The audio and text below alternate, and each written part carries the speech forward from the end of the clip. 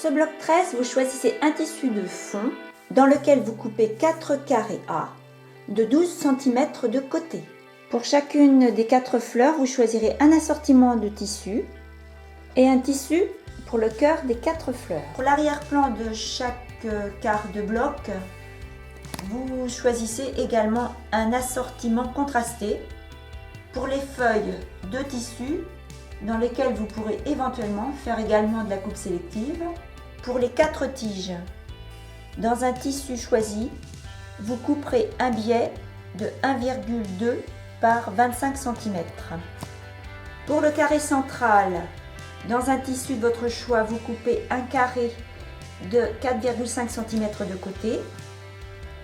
Et pour les bandes intermédiaires, vous coupez 4 rectangles de 4,5 par 12 cm dans un autre tissu. Pour un quart de bloc, vous reprenez un des carrés de 12 cm de côté que vous avez coupé dans le tissu de fond.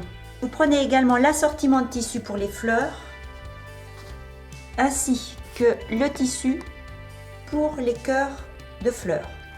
Dans le tissu qui va constituer le fond de votre fleur ici, vous allez couper un carré de 8,5 cm de côté qui vous donnera plus tard la pièce B. Dans le tissu pour le cœur de la fleur, vous allez couper un rond C, éventuellement en coupe sélective. Pour tracer son contour, j'utilise le crayon craie 3 mines de chez Boin. Celui-ci est composé de 3 recharges, une noire, une rose et une blanche. Ces mines extra fines 0,9 mm sont très résistantes et précises.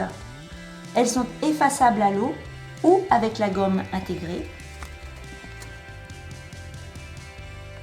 Et elles ne laissent pas de traces sur le tissu. Je vais couper tout autour de ce tracé à environ 7 mm.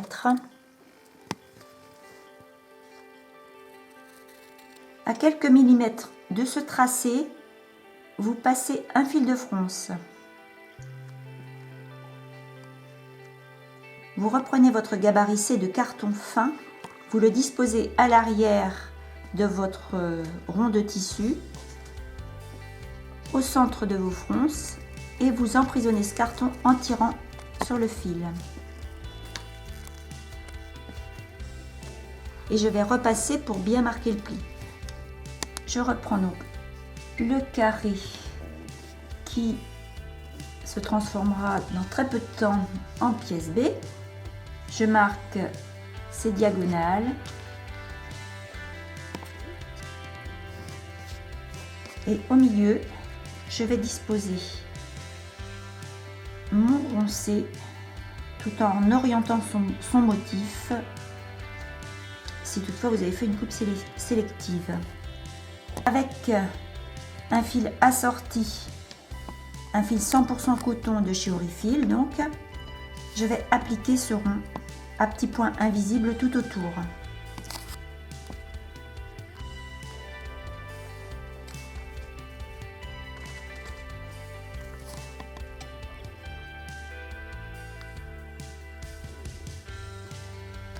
Donc le carton est toujours à l'intérieur de mon rond C. À l'arrière, je vais évider afin de retirer le carton. Et voilà. Sur cet assemblage, j'ai posé mon gabarit D et mon gabarit E. Ces gabarits sont avec les marges de couture. Vous allez couper dans un tissu une pièce D, dans l'autre tissu une pièce E. Sur mon plan de travail, j'ai disposé une feuille de papier de verre. J'ai également posé dessus mon tissu envers vers moi, placé mon gabarit E, le côté endroit vers l'arrière du tissu. je marque le pourtour. Le papier de verre sert à agripper le tissu et faire en sorte qu'il ne bouge pas durant le tracé. Je coupe sur le tracé, puisque mes marges de couture sont comprises.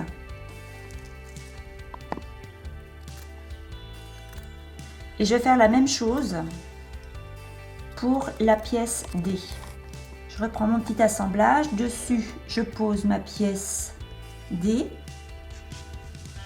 et ma pièce E, de manière à ce que vous vous rendiez compte un petit peu de ce que donnera le résultat final. Je vais reprendre ma pièce D pour préparer son application.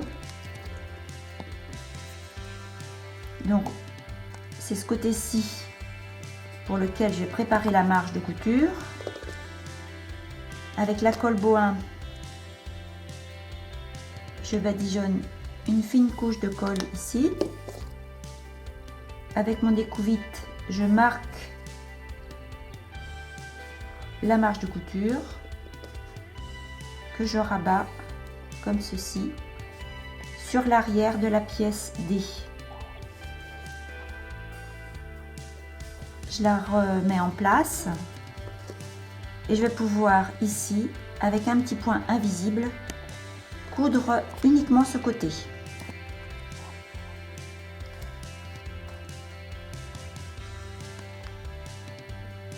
Une fois que c'est cousu ici,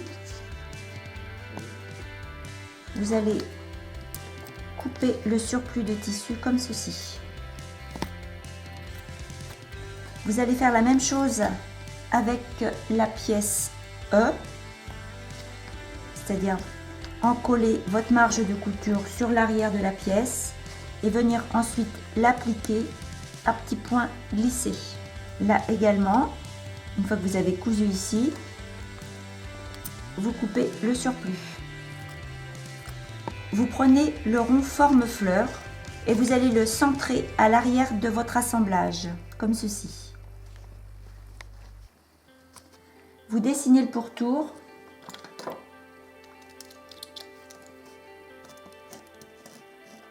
Vous coupez le surplus dans les angles.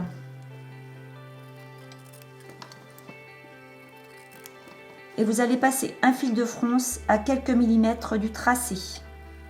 Vous replacez votre forme fleur à l'intérieur du fil de fronce et vous tirez pour ici aussi emprisonner votre carton. Vous faites quelques points de manière à bloquer cette fronce. Vous repassez là aussi pour bien marquer le pli. Sur mon carré A de fond, j'ai reporté les grandes lignes du motif. Pour le fond de quart de bloc ici, dans un tissu de votre choix, vous coupez une pièce G, une pièce G', sachant que ce gabarit comporte également les marges de couture. Donc vous coupez sur le tracé. Sur l'arrière de la pièce G, sur le bord ondulé, vous mettez un petit peu de colle Bohin. Avec le découvite, vous marquez une petite marge que vous rabattez sur la colle.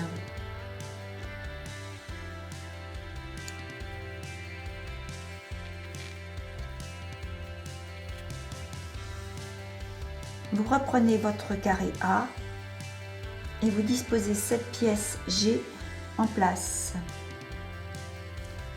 en suivant les tracés du motif à appliquer. Vous disposez cette pièce bord à bord de ce côté avec la pièce A. Vous allez coudre sur toute cette partie ondulée à petits points invisibles. Vous arrêterez votre couture à peu près au milieu de la future fleur. Vous faites la même chose avec l'autre pièce G', donc bord à bord ici, en suivant votre tracé là, et vous cousez au même niveau que la première pièce, c'est-à-dire à peu près au milieu de votre rond future fleur. Je repère dessous l'emplacement de ma tige.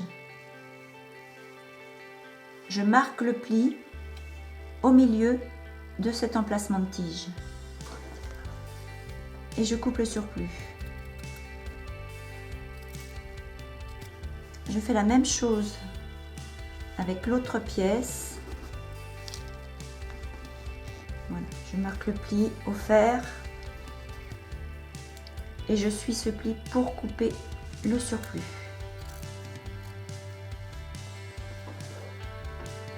Ces pièces G ou G' sont donc présentées en deux parties, de manière à ce que vous puissiez jouer avec vos rayures ou vos motifs si vous en aviez envie.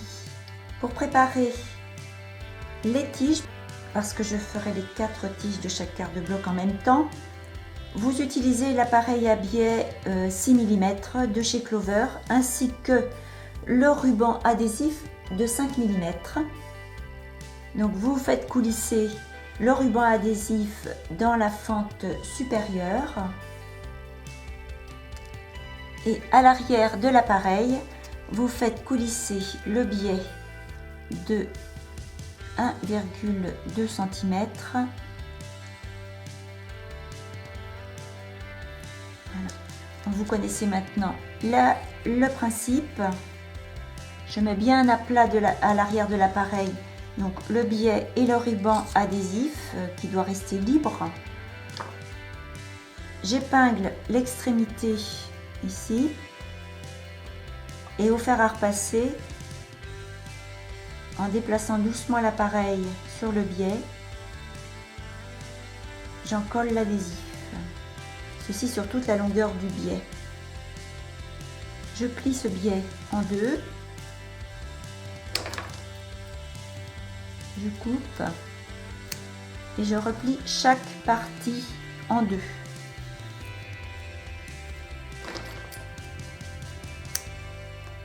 De façon à avoir une tige par quart de bloc. Je reprends mon carré A, je dispose ma fleur et au milieu, je prends des repères donc pour disposer la tige.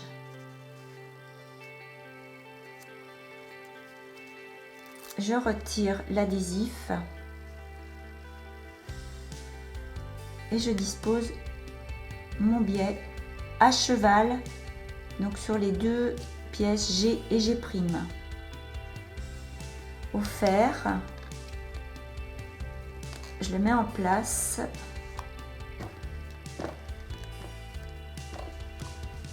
À l'arrière, je coupe le surplus du carré A. Et je vais coudre ici, de chaque côté, avec un petit point invisible. Vous allez maintenant disposer votre fleur sur cet assemblage, en prenant soin bien sûr de suivre votre tracé et en alignant ici l'angle et l'intersection. Vous appliquez tout autour avec un petit point invisible. Vous retournez et vous évidez au niveau de la fleur en laissant toujours bien sûr une marge de couture.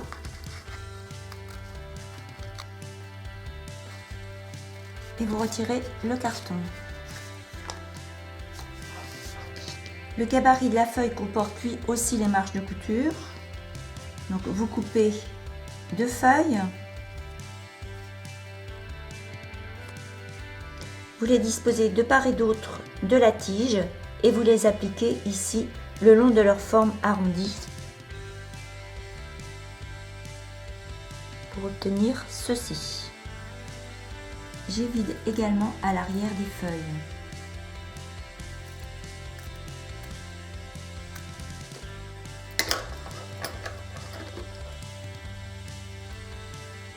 Votre quart de bloc fait 12 cm, marge de couture comprise. En vous aidant du modèle pour l'orientation, vous allez coudre 2 blocs en les séparant par une bande de 4,5 par 12 cm. Vous allez faire ceci 2 fois.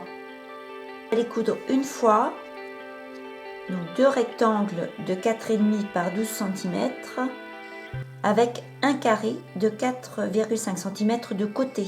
Vous pourrez coudre ainsi sur 3 lignes votre première série de blocs, votre bande centrale avec les 2 rectangles et le carré central et la deuxième série de blocs. J'espère que, comme moi, vous passerez un bon moment à réaliser ce bloc 13.